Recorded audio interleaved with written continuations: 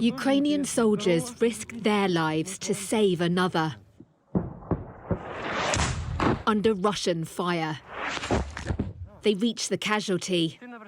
Then, a scramble to evacuate. The drama in Russia hasn't stopped the devastation in Ukraine. But the uprising by a mercenary boss is being seen as a sign of weakness for Vladimir Putin. The United States and its allies were keen to tell Moscow they had nothing to do with the crisis.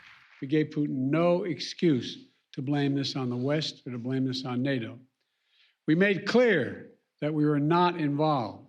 The ultimate outcome of all this remains to be seen.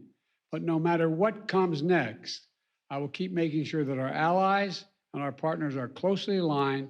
In the UK, the Foreign Secretary chose to highlight how the Wagner boss, Yevgeny Prigozhin, publicly rubbished Putin's justification for the war in Ukraine in an act of defiance. Prigozhin's rebellion is an unprecedented challenge to President Putin's authority, and it is clear that cracks are emerging in the Russian support for the war. Now that Russia's leadership cannot justify this war, even to each other, the only rightful course is for Putin to withdraw his troops and end this bloodshed now.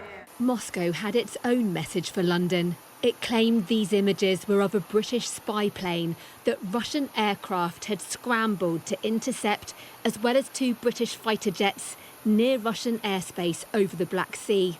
It all comes as a Ukrainian counteroffensive rages on, with Ukraine saying its forces have retaken more than 80 square miles of territory. It's perhaps slower progress than some had expected, on front lines to the south around Zaporizhia and in the east near Bakhmut. But the Russians have dug deep defensive lines, shown here in red, and moving forward is perilous work. This is what it looks like on the ground. The Ukrainian troops need to find a weak spot here,